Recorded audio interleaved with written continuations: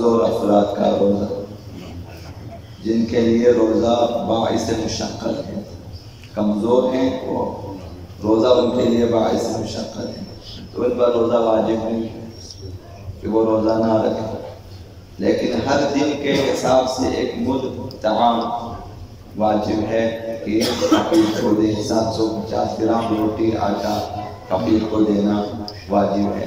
تو کمزور ہیں، سن رسیدہ ہیں مثلا، یا جسمانی طور پر کمزور ہیں، روزہ رکھنا باعث مشقت ہے، تکلیف کا باعث ہے، تو روزہ نہ رکھیں، فدیہ دے دیں، ہر دن کے حساب سے 750 گرام 14 چھٹا روٹی یا آٹا فقیر کو دے دیں۔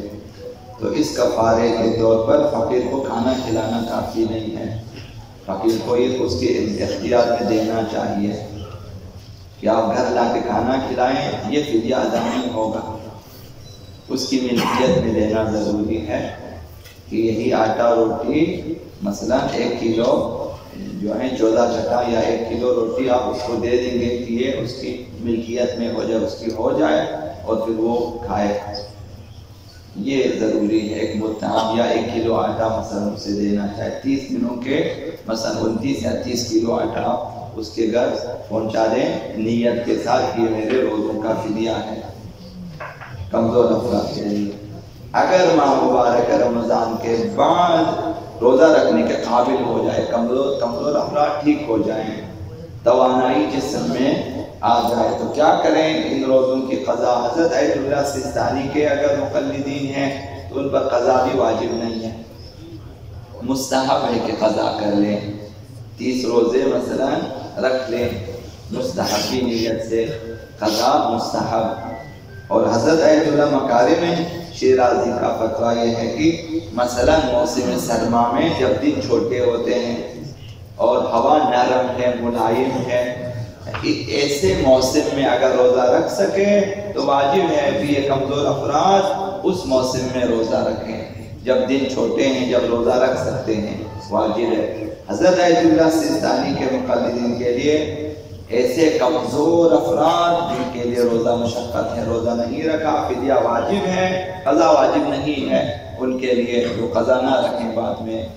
تو گھروں میں مثلا خواتین مرد حضرات مثلا ماں باپ کمزور ہو سکتے ہیں اور روزہ ان کے لیے باعث مشقت ہے تو نہ رکھیں وہ لوگ۔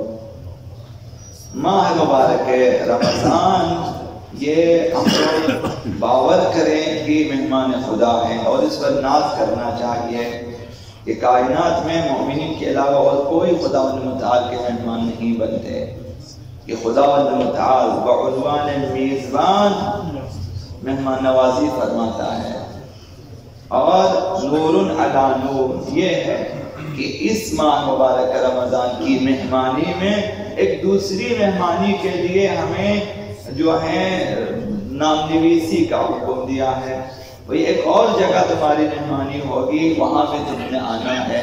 اس ماہ میں دعا کریں اس مہمانی کے لیے کہ نام لکھے جائیں۔ تو لہذا آقا امام جعفر الصادق علیہ السلام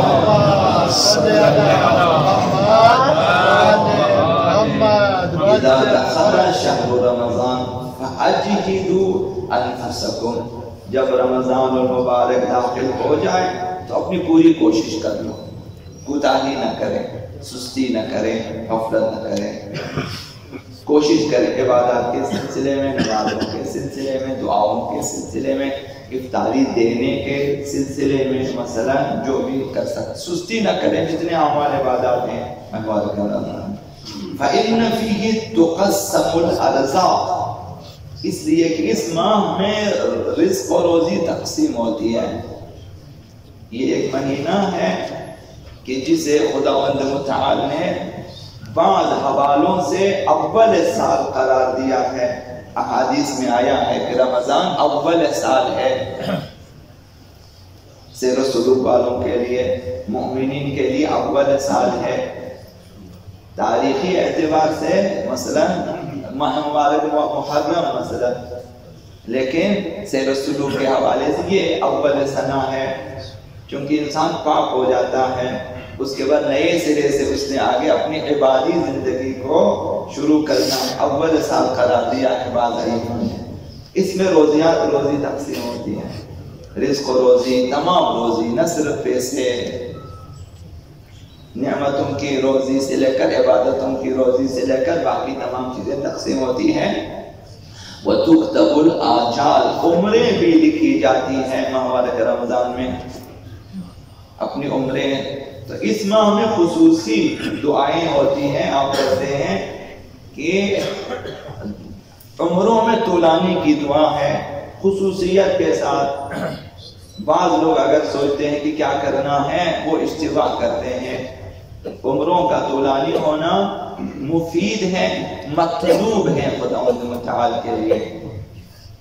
آقا امام زمان علیہ الصلوۃ والسلام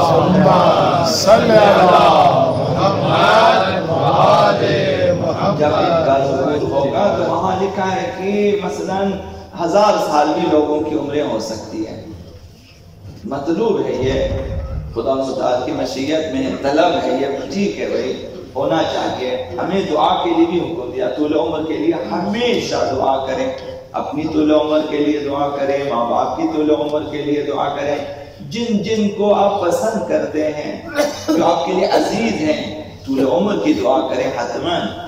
کہ عرض کیا کہ اگر 1 گھنٹہ انسان زندہ رہے اس 1 گھنٹے میں بہت کچھ کر سکتا ہے، ہزاروں لاکھوں قرضے ادا کر سکتے ہیں. اس 1 گھنٹے میں آپ ہزاروں استغفار کر سکتے ہیں، 1 گھنٹے میں آپ جو ہے 50-60 فون کر سکتے ہیں اور اپنے لیے حلالیت طلب کر سکتے ہیں. 1 گھنٹے میں آپ بہت کچھ کر سکتے ہیں.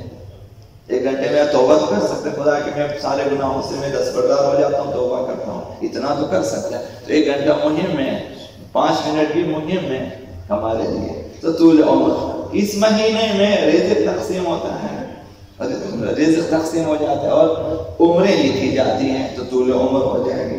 تو کوشش کریں.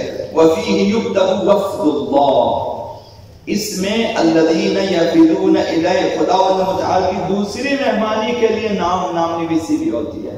ایک اور مہمانی ہے جس کے لیے نام لکھے جاتے ہیں، وہ لوگ جو حج پہ جانا چاہتے ہیں. دوسری مہمانی حج ہے. اس ماہ میں خداوند متعال کہتے نام لکھیں، توفیق حج مل جائے گی. خصوصی دعائے حج ہے اس ماہ میں. دعائے حج ماہ مبارک رمضان میں روزانہ پڑھنے کا حکم، دعائے حج پڑھیں. اللہم ارزقنا حج بیتک الحرام فی عامنا ھذا وفی کل عام، یہ اسی ماہ میں. تاکہ اس لیے یہ دعا ہے کہ نام لکھا جائے. خدا ہمارے بھی نام لکھیں.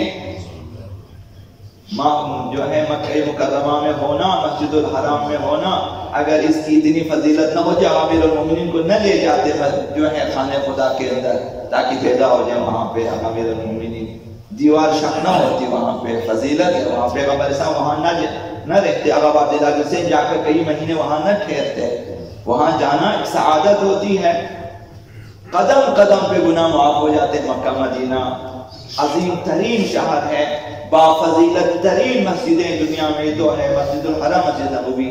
وہاں پہ جانا، پیغمبر اسلام کی زیارت، ائمہ اربعہ کی زیارت، اور جنت المعلا کی زیارت، جنت البقیع کی زیارت، وہاں بہت ساری زیارتیں بھی ہیں وہاں.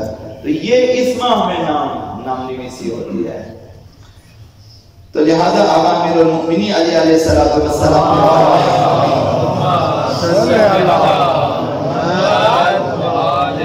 الحاج والمعتمر وفد اللہ، حج کرنے والے اور عمرہ بجا لانے والے اللہ کے مہمان ہوتے ہیں. تو دوسری مہمانی کے لیے اس ماہ میں نام لکھا جاتا ہے. وحق علی اللہ ان یکرم وفدہ، خدا متعال پہ لازم ہے کہ اپنے مہمانوں کی خاطر تواضع کریں، خاطر مودارات کریں. اور وَيَحْبُوهُ بِالْمَغْفِرَةِ، اور جو ہے مغفرت اور بخشش کے ذریعہ پاداش دیں. خدا متعال کی ایک پاداش یہ ہے کہ اپنے مہمانوں کے قصور گناہ انہیں معاف فرما دیتا ہے. اس لیے اس ماہ میں دعائے حج ضرور پڑھیں تاکہ نام نویسی ہو جائے. آقا امام جعفر الصادق علیہ السلام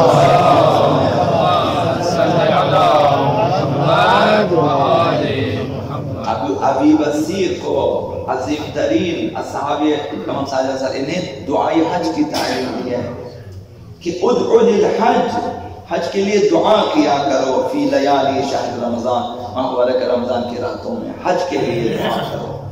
تمنا رکھتے ہوں گے کہ حج پہ جائیں، یہی موقع ہے اس ماہ میں خصوصی خدا کو دعا کریں خدا مجھے حج کی توفیق عنایت فرمائے تاکہ آپ جا سکیں۔ بہت سارے لوگ جانا نہیں چاہتے، وہ اپنی مرضی جو سارے جانا چاہتے نہیں جا سکتے، یا اقتصادی مسائل ہیں یا جسمانی مسائل ہیں یا حالات حاضرہ کے مسائل ہوتے نہیں جا سکتے۔ تو اس ماہ میں اگر دعا کریں انشاءاللہ العزیز حج بجا لا سکیں گے۔ بعد المغرب جو اگر ساتھ نے فرمایا کہ مغرب کے نماز کے بعد حج کے لیے دعا کریں، یہی جو مغرب کی نمازیں یہاں پڑھ لیں اس کے بعد حج کے لیے دعائیں حج پڑھا کریں۔ تو اسی دعا کے ضمن میں اسی دعا جو سکھایا ہے امام ساجد صاحب نے ابو بصیر کو، اس ضمن میں فرمایا دعا کریں خدا متعال ان تجعل لی فی عامی ھذا الی بیتک الحرام سبیلا، پروردگار اسی ماہ میں کوئی جو ہے اسی سال میرے لیے کوئی راستہ کھول دے کہ میں مکہ جا سکوں، حج انجام دے سکوں، حجتاً مبرورتاً، ایسا حج انجام دوں کہ جو پاک ہو، آلائشوں سے پاک، اخلاص سے بھرپور حج ہو، ریاکاری نہ ہو، فیس بکی نہ ہو، مطلب ایسا حج نہ ہو، سیاسی نہ ہو، اسلامی حج ہو، حجتاً مبرورہ جو آلائشوں سے پاک ہو، متقبلہ ایسا حج میں انجام دو کہ جو تیری بارگاہ میں قبول ہو، زاکیتاً خالصتاً پاکیزہ ہو اور خالص ہو، خالصتاً لک تقربها عینی، قیامت کے دن اسی حج کے ذریعہ میری آنکھیں روشن ہو جائیں، قیامت کے دن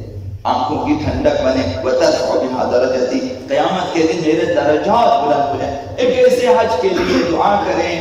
اس ماہ کی خصوصیات میں سے ایک یہ بھی ہے کہ انشاءاللہ العزیز خداوند سب کو حج کی توفیق عنایت فرمائے۔